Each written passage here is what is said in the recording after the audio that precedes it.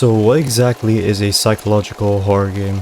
To simply put it, psychological horror games are horror games that focus on messing with your mental and emotional state in an attempt to make one feel unsettled and immersed into the horror game. Instead of spamming you with cheap jump scares, psychological horror games will instead provide you with the opportunity to explore and absorb information through its atmosphere and storytelling, which is what sets these games apart from other horror games. And in this video, we're going to be exploring 3 different psychological horror games from the Roblox platform. So without further ado, let's begin. The first game we are going to be looking at is called Jim's Computer, a psychological horror game developed by GrogChamp. The game has a retro design and atmosphere, making it seem like you are playing old Roblox. In this game, you are placed into the perspective of a character named Jim. As soon as you click play, instead of being introduced to a main menu, you get sent into the actual game straight away. The game starts you off on day 1, which is when Jim gets his computer delivered to his house. After unboxing the computer in the bedroom, you are able to access the computer and check out the few applications that came with it: the news, the shop, and the chat application. All of these play a crucial role in the game. On the first day, the shop only sells 3 items. The shop has a rotation system and it rotates every single day, introducing new items that serve a purpose to that particular day. Any items ordered from the shop will also be delivered to the front of the house, just like the computer. On the first day, the chat servers are down, so you can't access it yet. The news introduces you to the Bloxy Times, which, well, is a news website. The first day's news presents the opening of the new chemical refinery within Robloxia, with the mayor addressing how this bodes well for our town. Business has forever been Robloxia's lifeblood. Our town grows and grows with no end in sight. I am glad that I'm here to see it. So far, nothing out of the ordinary. After a bit, Jim will feel tired and your next objective is to go to bed. I'm tired. But Jim, you literally just woke up like 2 minutes ago. All of a sudden, you wake up in the middle of the night. In this part, you walk around your house in a relatively dark atmosphere with the goal of checking the wardrobes. This is a way of keeping Jim from emotional distress, as it calms him down and reminds him that he is safe as there are no threats present within his house. Anything here? No. Can I open the front door? I feel safe again. Oh, okay. You can then go back to sleep.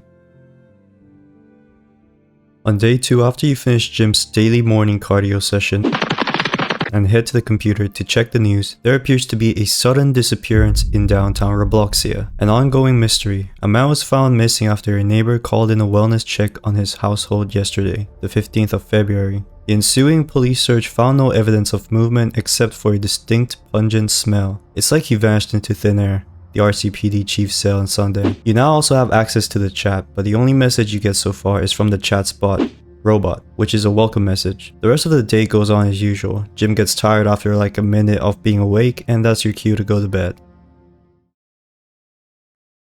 I woke up.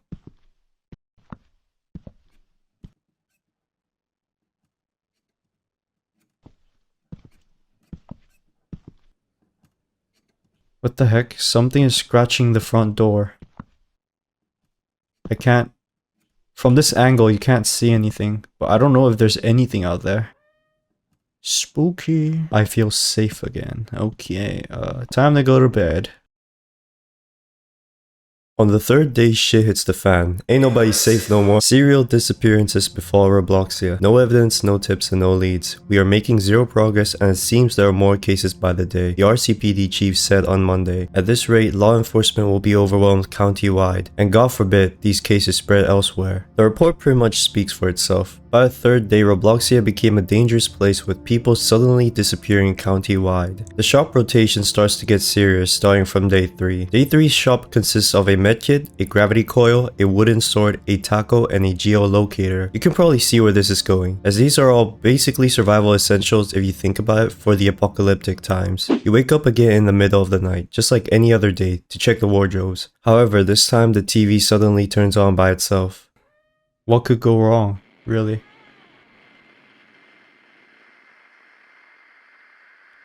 Nah, that was not on a few seconds ago. Who the heck got in my house? We already checked that. Bro, what do you mean you feel safe again? You are literally experiencing paranormal activity. Shit's going off by itself. Okay, let's check what's going on. Chat. Okay.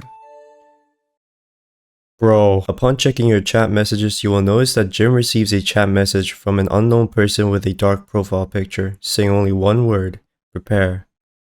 The game then skips to the next day immediately. Mayor to address missing persons refinery incident. Office under pressure. The people ought to know, the mayor said, continuing, we will divulge the information we have regarding these repeat cases. When questioned, the mayor denied any connection between the disappearances and the recent chemical spill that occurred at the refinery. On the fourth day, the shop consists of a large pack of water, cans of beans, and a first aid kit. At this point, Jim is rationing these items as a way to prepare for the incoming apocalypse. If you check outside, you'll be able to see a helicopter fly past overhead, which is presumably from the military. This suggests martial law, where power has been handed over to the military temporarily in order to keep the peace. There's someone inside my house. What the hell?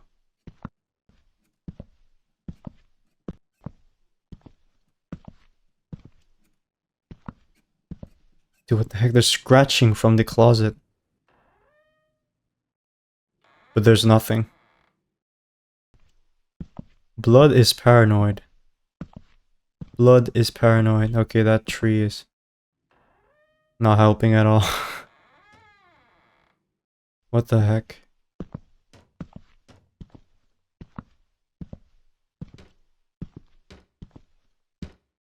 Dude, what? The doors are... You can't make this shit up. Yo, the sky is like red. It's like the end of the world. Mayor declares martial law, orders shelter in place. Robloxia in disarray. Panic plagues Robloxia as an unknown threat moves in the darkness, the mayor said. In these difficult times, I see only one way forward. I hand my authority over to the military in order to ensure the safety of my citizens. The mayor continued to deny any connections between the attacks and the chemical spill that occurred at the refinery. On this day, in the shop is a hammer, barricades, and a black square. Okay, we got a barricade these areas. Okay, can you barricade the door? You're gonna barricade the windows, but not the door. Are you crazy, Jim? Okay, you know what? Go to bed, I guess. Without barricading the door.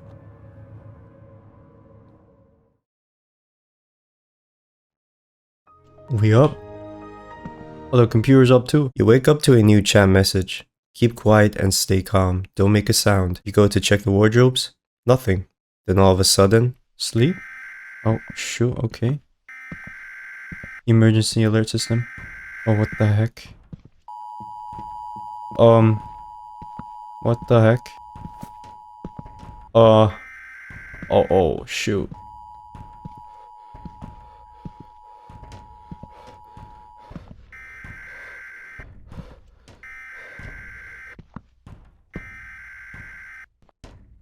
Wait.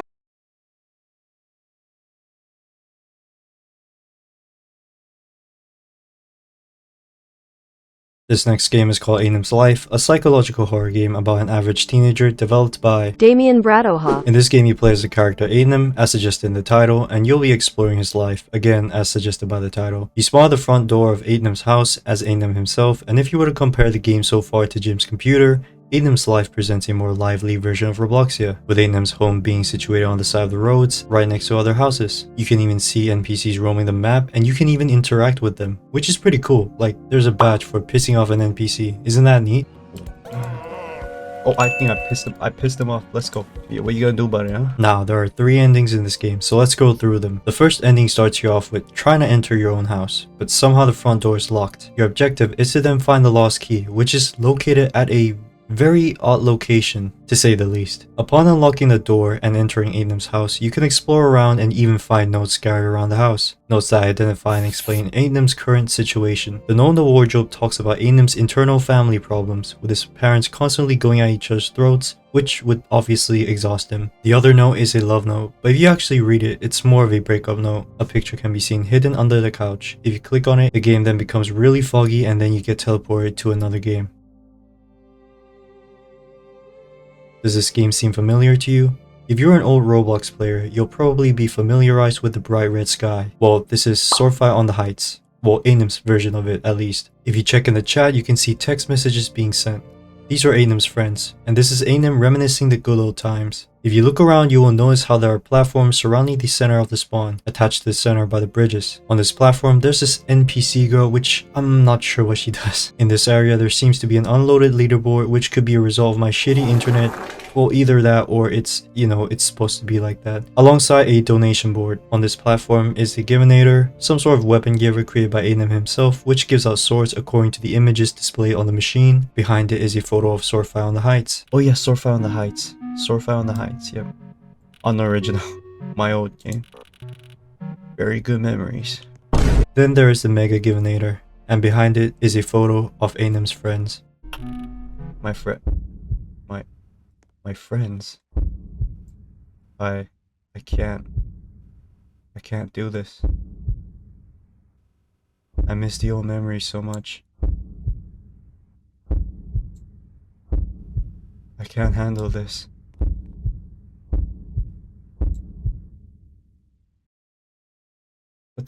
What? You once again get teleported to another game. This time to a big mysterious library of some sort. The atmosphere is really dark and the only light there is a green light Aidnam illuminates. Aidnam also appears to have a ghostly, translucent appearance. If you walk around the library, you can find notes scattered across the entire place, discussing different topics about life. There's also a ladder. Climbing the ladder will bring you to a small parkour section. After all that, you will stumble upon a portal. Once you enter it, you get brought to another game. Yo, is this the father? Are you okay? Nah, bro. Yeah, what do you mean? Have you been crying? No. Do you want to talk about it? No.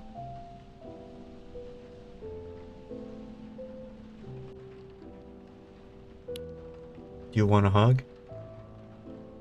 Yes. Hell yeah, bro.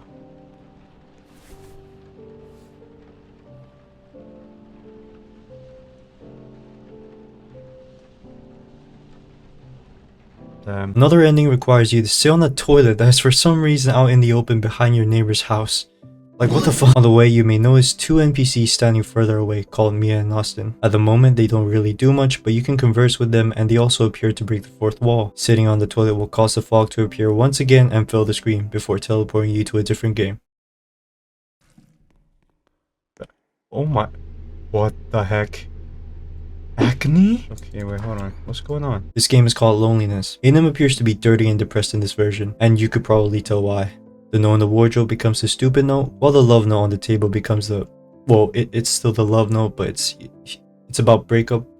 So is it really about the love? If you try to go out, Aidnam will break the fourth wall and tell you to stop trying to get him to go outside, and how hard it is for him to do that. If you keep pressuring him to go outside, this happens.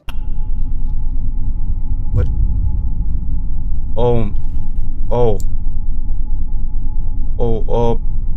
What the fuck? You will receive a gun, and at this point, you have no choice but to pull the trigger. No matter how hard you try to save him, this is it. In his last moments, Aidnam probably felt that he has hit a dead end, and that this is the only way out.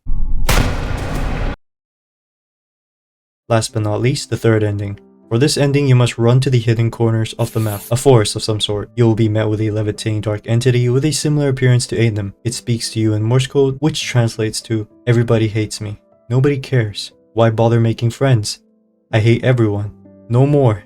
Leave." Also, for the record, I did not translate any of this. I got this off of a YouTube commenter from this channel. Definitely go check it out. After the Morse code, you get teleported to a game named ...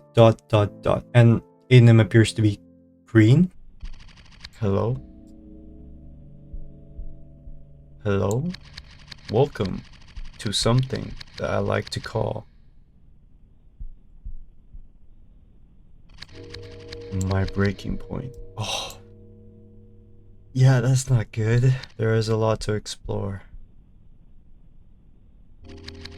Be my guest. Is a place to your liking? No, not really. Are you enjoying yourself?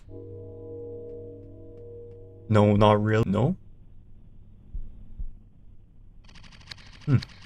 Why even bother anymore? I can't please people. Is this him talking to himself? I don't care. Neither should you. Fine. I'll give you content to enjoy. Just because I'm so nice. Even though you don't deserve it. At least you're trying to give a crap.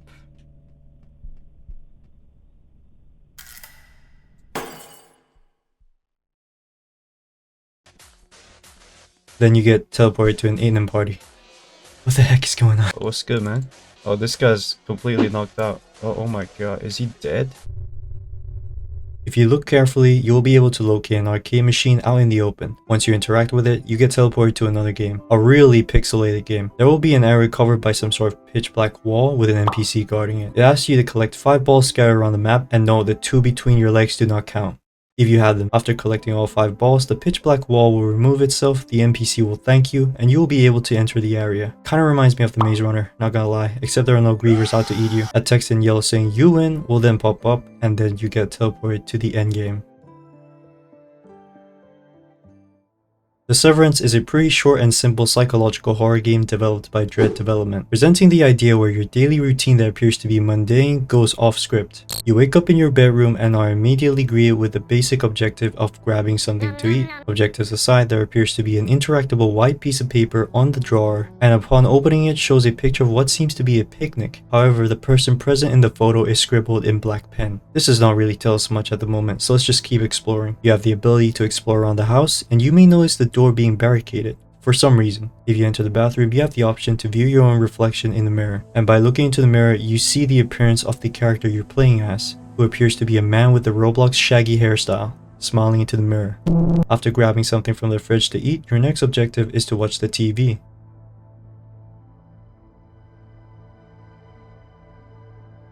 You end up watching the TV until nighttime, and that is when the game finally tells you that it's bedtime. And that's basically the routine.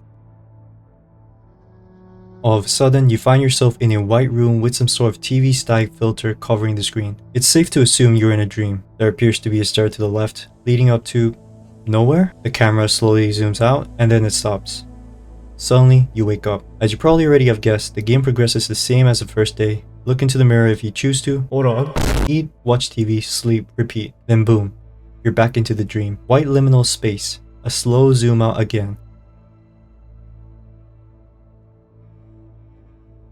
Then you wake up. This time, your reflection seems to be more joyous. Your character appears to have a big smile on his face.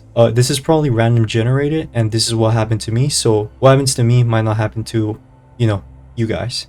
So yeah, the reflection thing, probably RNG, I don't know. This time, the camera finally zooms into a room. A woman with blonde hair can be seen looking out the window. Then suddenly, oh my god! You wake up in the middle of the night this time, presumably from the nightmare. Your character also decides to eat and watch TV for some reason, instead of trying to go back to sleep, but whatever, I guess. There's gonna be something crazy on the TV.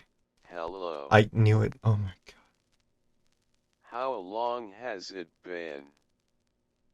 Stephen Hawking, is 3 that to you? 7 weeks. You need to let her go. Huh. You need to let her go. Just let her go. Oh. Jump scare?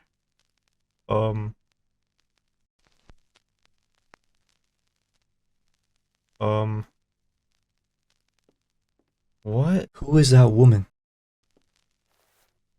So I think he had a girlfriend and something happened, and bro probably feels guilty, or he's just like, he just misses her very much. Which I guess is fair. No. No, no, no. What is this? What? This morning is the most unusual morning of all. Even more unusual than the sudden awakening in the middle of the night. The objective appears to be distorted. Every single object in the house is either levitating or glitching into another object. After doing everything the game tells you to do, the game then tells you not to open the door. Now in the Severance, there are 2 endings. You can either choose to open the door or go to sleep. If you choose to open the door, you are led into the basement. Okay, we got a basement. Okay, there's a note. Claire's picnic. If you click on the piece of paper to the right, it turns out to be a picnic photo from the bedroom, but unscribbled. It says Claire's picnic, and the person in the picture seems to be the individual looking out the window from the previous dream. The piece of paper on the left is a breakup note, which is probably between the shaggy dude and the Claire dude.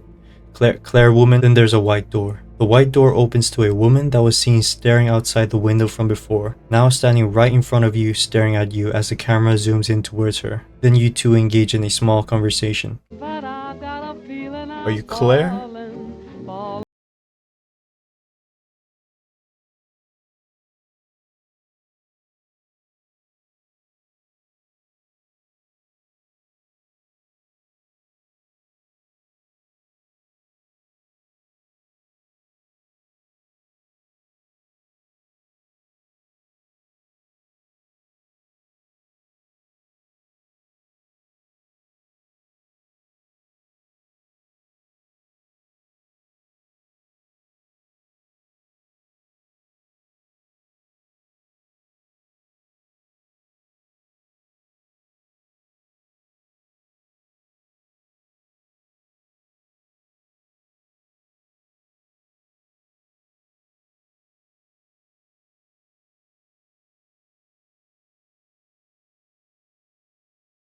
The next thing you know, your character is sleeping in the same room as a corpse.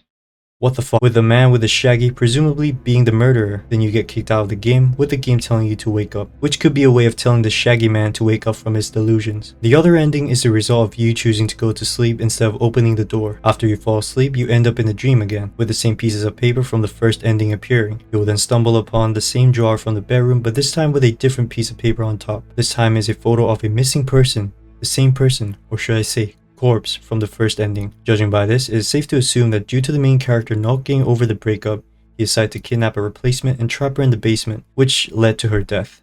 He never woke up from his delusions. Closing the photo would then provide you with a special surprise. Wait, did the guy kidnap like some random girl as a replacement to Claire and just kept her in the basement? That is messed up, if that's the case. A jump scare of Claire.